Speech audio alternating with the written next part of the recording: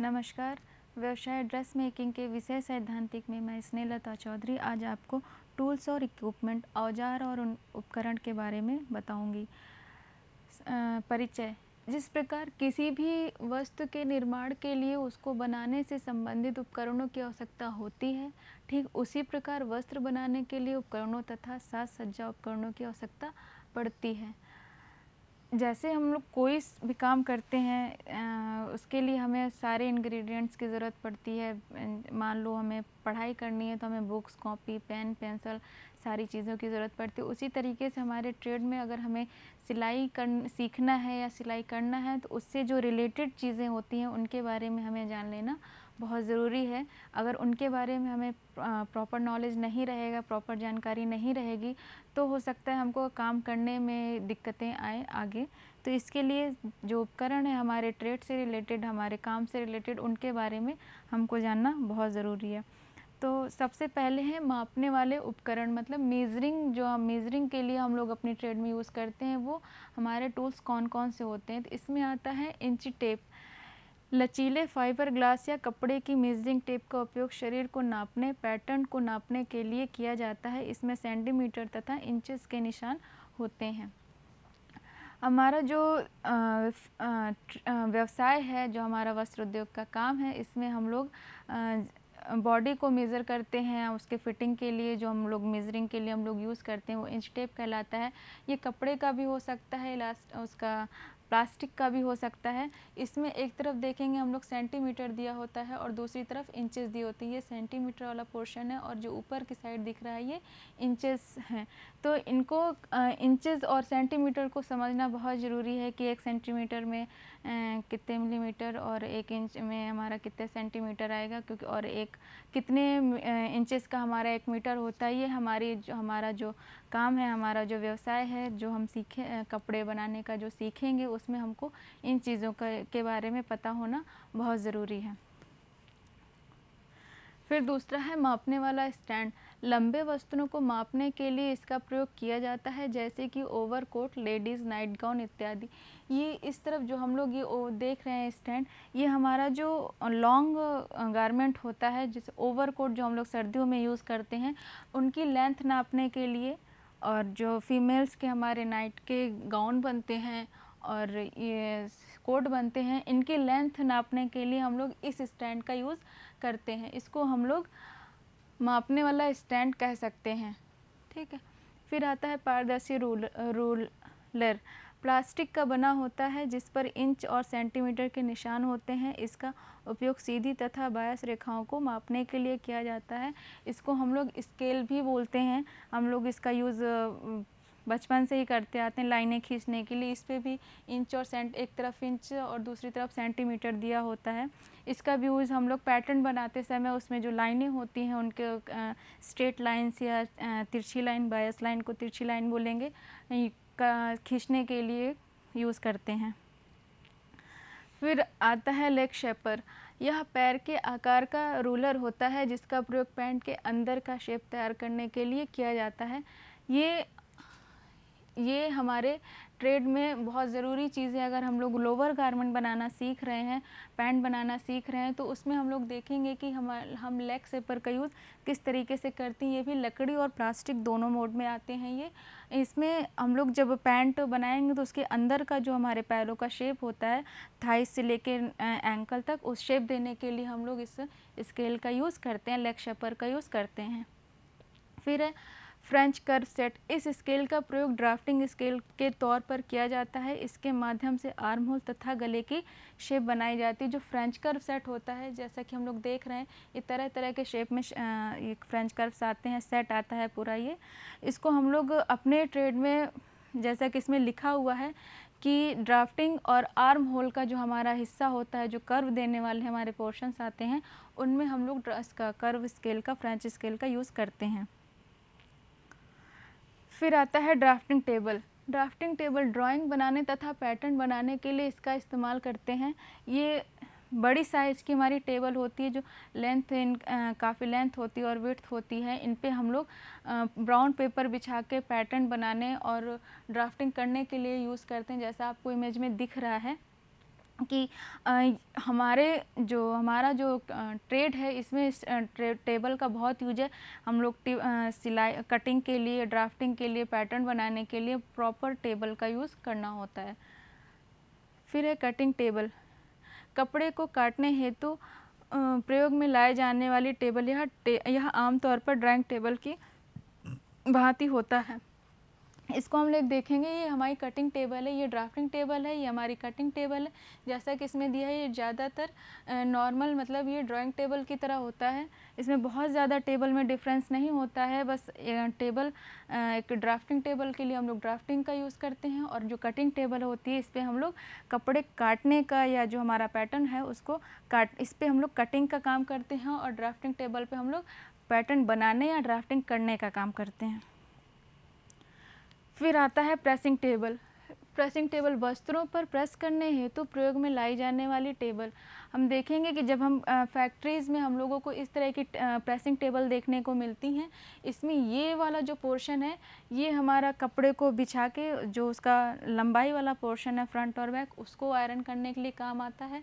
ये हमारा स्टैंड है जहाँ पर हम लोग अपना आयरन रखेंगे, और ये जो दो स्टैंड दिए हुए हैं ये हम लोग स्लीव या जो हमारा अगर लोअर गारमेंट बना रहे हैं तो उसमें हम लोग उसका पैंट का पोर्शन या लोअर का जो हमारा अलग अलग पोर्शन होता है उसको इसके अंदर डाल के प्रेस करते हैं। इससे उसका प्रॉपर प्रेसिंग होता है और वो अच्छे से बैठ जाता है।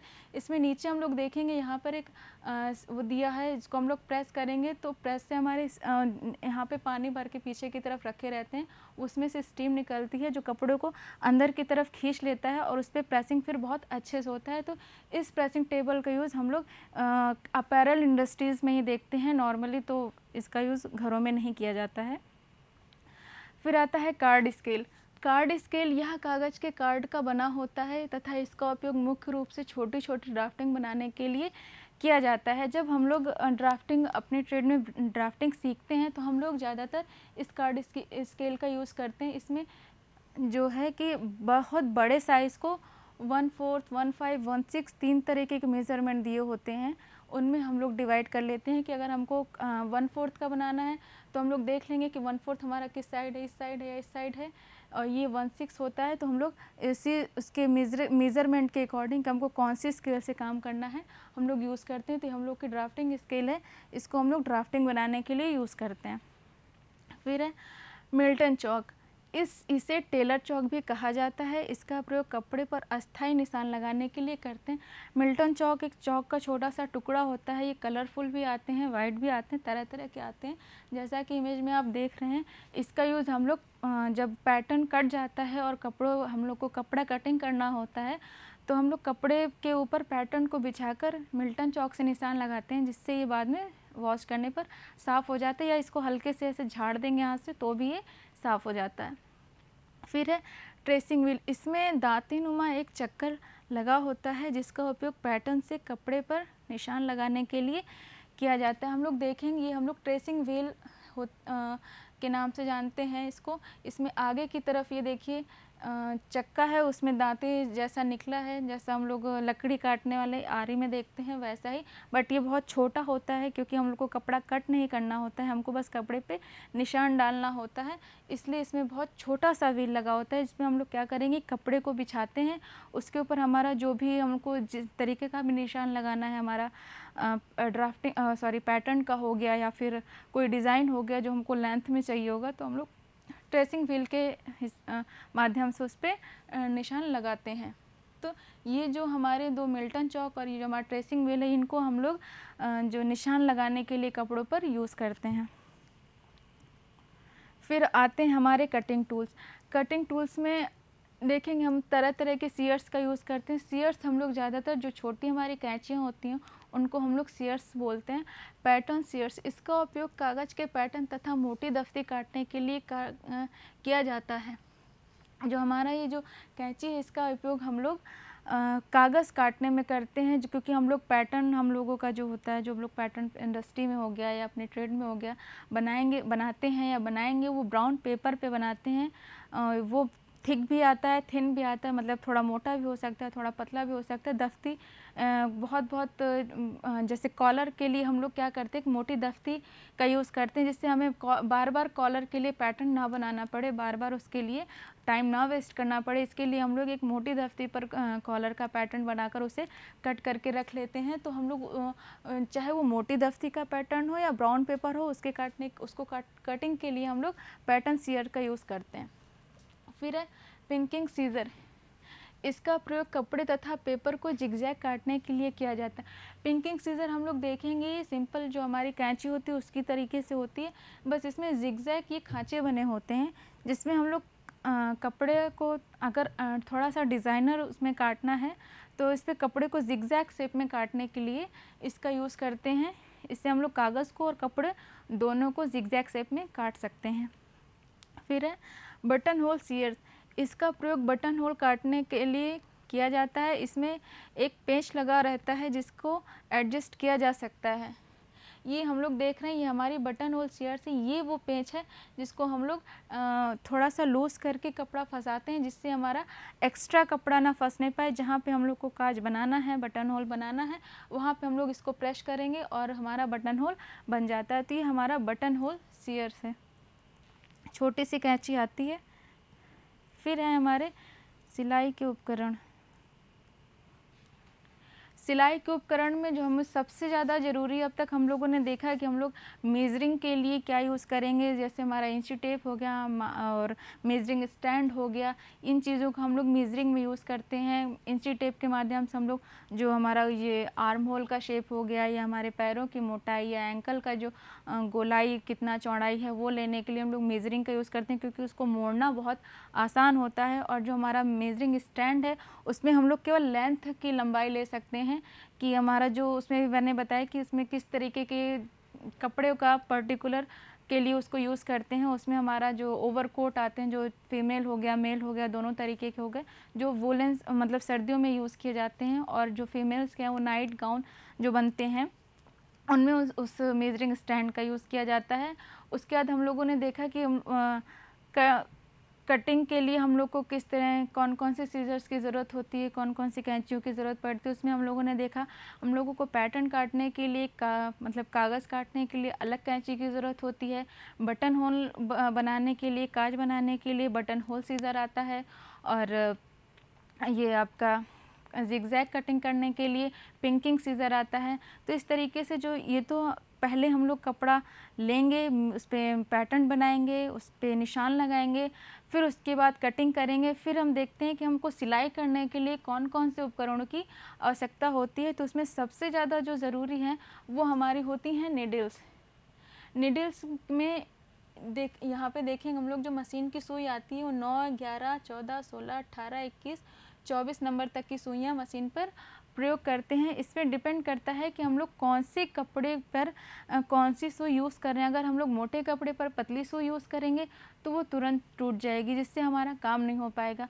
तो हम लोग मशीन पर जो सुई यूज़ करते हैं नॉर्मल सभी कपड़ों के लिए वो 14 और 16 नंबर की होती है। बाकी हम लोग कपड़ों की मोटाई के हिसाब से यहाँ पर सुइयों का यूज़ करते हैं। यहाँ हम लोग देखेंगे कि जो हमारा ये सुई दिया हुआ है, जो हमारा ये ऊपर का हिस्सा है, ये हिस्सा इसको हम लोग राउंड साइड आता है हमारा, और जहाँ से हमारा थोड़ा सा ये पतला वाला पोर्शन शुरू होता है, यहाँ जहाँ से हम लोग इसको शेप देने लगे, इसको शैंक बोलते हैं। ठीक है, ये जो हमारा ये हिस्सा है मशीन की सुई के बारे में बता रहे हैं, जो ऊपर राउंड होता है, फिर नीचे के हल्का सा पतला होता है, इसको हम लोग सैफ्ट बोलते हैं। ठीक, फिर जो ये होल होता है जहाँ पे हम लोग धागा डालते हैं, इसको हम लोग आई बोलते हैं, और जो हमारा सिलाई का काम करता है इसको हम लोग पॉइंट बोलते हैं। ये यहाँ हम लोग देखेंगे ये यूनिवर्सल जो इसका पॉइंट दिया हुआ है, ये यूनिवर्सल पॉइंट है। इससे हम लोग मोटे कपड़ों की सिलाई करते हैं। फिर ये पॉइंट देखिए, ये पहले के पॉइंट से ज़्यादा मोटा है, इस पे हम लोग जर्सी बॉल पॉइंट इसको बोलते हैं। ये हम लोग ज़्यादातर जर्सी के कपड़ों पे यूज़ करते हैं। फिर ये देखिए, ये उससे पतला है, ये हम लोग जो हमारे स्ट्रेचेबल कपड़े होते हैं उनके लिए ये वाली नीडल यूज़ करते हैं। अभी इसके पहले मैंने आपको बताया था कि डेनिम जो हमारा जीन्स का कपड़ा होता है, वो डेनिम का जो शर्ट बनते हैं, जैकेट बनते हैं या पैंट बनते हैं, उनकी सिलाई के लिए हम लोग इसी सुई का जो उसकी जो सिलाई में सुई यूज़ की जाती है, उसकी नोक बहुत पतली होती है, उसको यूज़ करते हैं। ये सबसे इससे भी पतली सुई होती है, इसको हम लोग मैक्रोटेक्स शार्प सुई के नाम से जानते हैं। इसका जो निडल होता है, जो निडल का जो पॉइंट होता है, ये बहुत शार्प होता है। इस तरीके की जो सुई है हमारी, जिसमें हम लोग बीच में ऐसा हाफ सर्कल बना हुआ है, इसको हम लोग लेदर सिलने के लिए यूज़ करते हैं ज़्यादातर।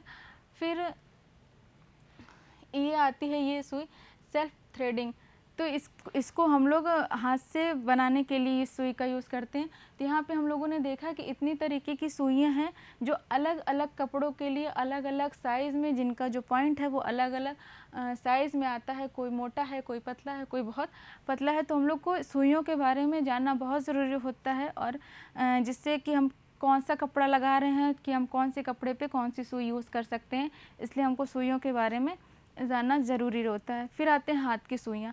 हाथ की सुइयाँ 0 से लेकर 12 नंबर तक की होती हैं।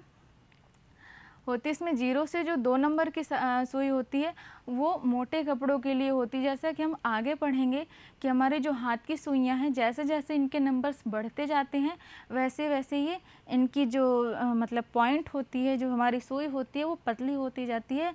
उनका यूज़ हम लोग उसी तरीके से अलग अलग करते हैं। जैसे बहुत जो हमारी 9 और 10 नंबर की सुई होती है, बहुत पतली होती है, इसका हम लोग यूज़ हेमिंग में करते हैं, तुरपाई में करते हैं। ये देखिए यहाँ पे सुइयों के सभी साइज़ दिए हुए हैं।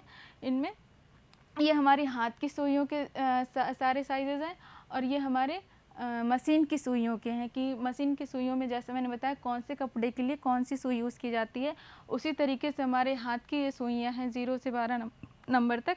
ये भी अलग अलग कपड़े के लिए, अलग अलग काम के लिए अलग अलग की सुइयाँ यूज़ की जाती हैं। रफ़ू की सुइयाँ। रफ़ू कार्य के लिए एक विशेष प्रकार की सुई का प्रयोग किया जाता है, जिसका अगला भाग मुड़ा होता है। जो हम लोग देखेंगे रफ़ू का जो काम करते हैं, रफ़ू मीन्स कि अगर कपड़े पे कहीं कट लग गया है तो उसको सिलाई मतलब जैसे हमारा वीविंग है वार्प और वेफ्ट के धागों में, वैसे धागे भरकर उसको ठीक करते हैं। तो उसके लिए एक अलग तरीके की सुई आती है, जिसका आगे से जो नोक होता है वो मुड़ा होता है, जिससे हमें कपड़े में उसको फंसा कर अगर तिरछा धागा उठा के उसको उसका बुनाई ठीक करना है, तो उसके लिए हमको ईजी रहता है।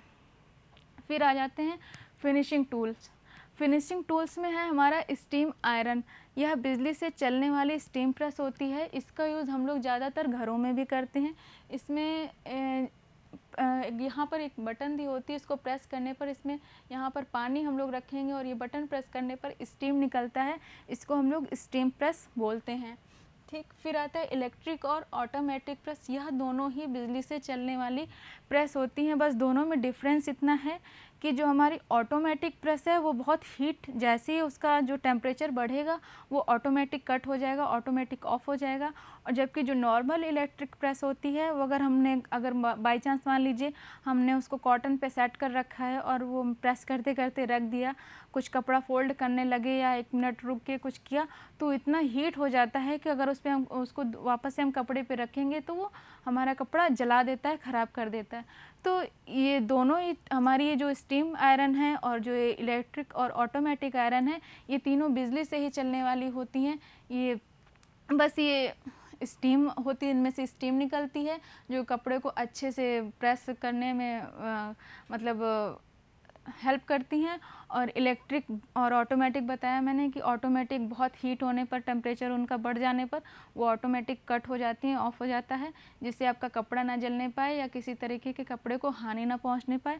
इलेक्ट्रिक प्रेस में ऐसा नहीं है, वो अगर आपने एक बार ऑन कर दिया है तो जब तक आप उसे ऑफ़ नहीं करोगे तब तक वो कंटिन्यू चलता रहेगा। इलेक्ट्रिक प्रेस से हमारे कपड़े बहुत जलते हैं, इसलिए हमको, अगर हम लोग गारमेंट के उसमें काम कर रहे हैं तो हमको इस इलेक्ट्रिक प्रेस का कम यूज़ करना चाहिए। घरों में भी नॉर्मली क्या होता है कि हम लोग प्रेस करते रहते हैं और भूल गए वायर निकालना या प्रेस को हटाना, तो अगर कंटिन्यू हीट होता रहेगा, कोई टच कर लेगा तो इससे भी दिक्कत हो सकती है। फिर आता है थ्रेड कटर।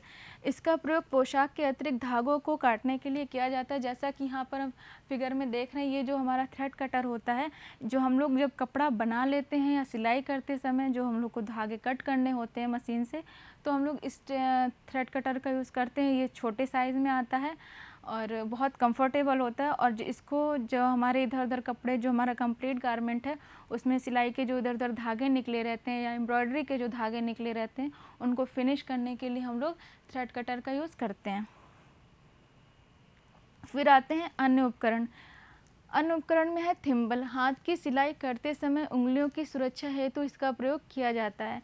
थिम्बल हम लोग यहाँ देख रहे हैं, अंगुस्ताना बोलते हैं। ये पूरा हम लोग के थंब को कवर कर लेता है। थंब पे हम लोग इसको कैप होता है लोहे का, उस पे हम लोग लगा लेते हैं। इससे क्या होता है कि अगर हम लोग हाथ की सुई से काम कर रहे हैं, कपड़ा कोई कपड़े पे कच्चा टाँका लगा रहे हैं या तुरपाई कर रहे हैं, तो उस पर हम लोग को बार बार सुई को पुश करना होता है। अगर मान लीजिए हमारा थोड़ा मोटा कपड़ा है तो हमको वो सुई अच्छे से अंदर की ओर उसको डालने के लिए हम लोग को बार बार अंगूठे से पुश करना होता है, जिससे हमारे अंगूठे पे चोट लग सकती है, घाव हो सकता है और दिक्कत हो सकती है सिलाई करते समय। इसलिए हम लोग थिम्बल का यूज़ करते हैं, जिससे उसको पुश करने में हमारे उंगलियों पे चोट नहीं आएगी और हम अपना सिलाई का काम आसानी से करते रहेंगे। फिर है पिन कुशन। सुइयाँ तथा पिन को एक जगह सुरक्षित रखने के लिए इसका प्रयोग किया जाता है। हम लोग अगर जैसे घरों में भी या बाहर कहीं काम करते हैं तो हम लोग देखते हैं कि जैसा कि अलग अलग मैंने बताया कि काम के लिए अलग अलग सुई का यूज़ करते हैं। बटन लगाने के लिए हो गया, काज बनाने के लिए हो गया, तुरपाई के लिए हो गया, सारी चीज़ों के लिए अलग अलग सुई का यूज़ करेंगे। तो हम लोग क्या करते हैं कि अगर हम लोग को सारे ही काम करने हैं तो हम लोग को सारी ही तरह की सुइयों की ज़रूरत है। तो हम लोग उसमें एक सिलाई किया मान लीजिए, उसके बाद फिर हमको तुरपाई करना है, तो अब तुरपाई के लिए अगर हम लोग बहुत मोटी सुई का यूज़ करेंगे तो कपड़े में होल बनाती जाती हैं, क्योंकि तुरपाई का काम हम लोग फिनिशिंग देने के लिए करते हैं, तो उसमें होल दिखेगा तो अच्छा नहीं दिखेगा।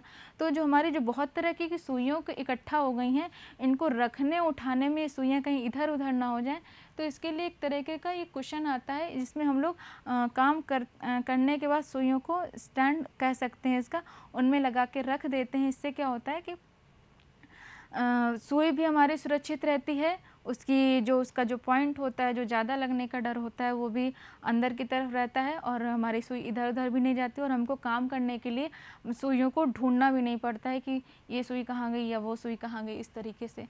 फिर आ जाते हैं हैंगर। वस्त्रों को टांगने हेतु प्रयोग में लाए जाते हैं।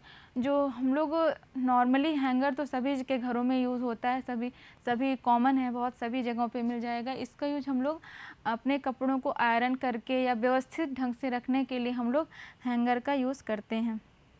तो ये हमारे जो टूल्स और इक्विपमेंट्स हो गए कि जिनके बारे में हम लोग जाना हम लोगों ने आज, कि कैसे इनकी जानकारी हमारे लिए बहुत ज़रूरी है, हमारे ट्रेड से रिलेटेड ये हमें बहुत यूज़फुल आए हैं।